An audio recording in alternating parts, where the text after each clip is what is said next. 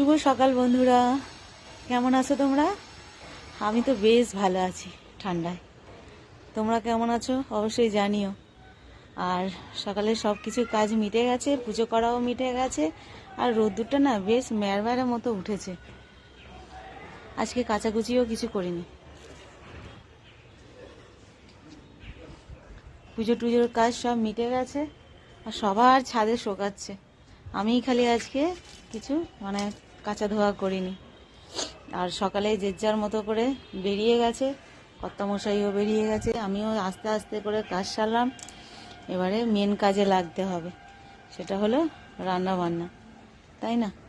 সংসারের মেয়েদের আমরা যারা বাড়িতে হাউস ওয়াইফ আর কি, তাদের খালি ওই একটাই কাজ, মেন যেটা কাজ অনেক, কিন্তু ওই একটাই মাথার মধ্যে খালি ঘোরে যে কখন করব কখন করব। কাঁচা ধোয়া করা, মোছামুছি করা, সমস্ত কিছু পরিষ্কার করার পর খালি রান্না রান্না রান্না, রান্নাটাই খালি মাথার মধ্যে ঘোরে। তো চলো রান্না বান্নায় হাত দিই,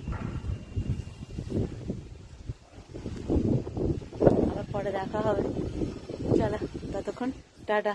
আর কি হাওয়া দিচ্ছে, যতবার মনে হচ্ছে হাওয়া দিচ্ছে, আজকে মনে হয় ঠান্ডাটা একটুখানি বেশি পড়বে, কিন্তু না, বেশির কোনো চান্সই নেই। ওই আছে ঠান্ডা কোনো রকমে, খুব কমও না খুব বেশিও না, কিন্তু হাওয়াটা দিচ্ছে যখনই তখনই মনে হচ্ছে বেশি হবে, কিন্তু বেশি নয়।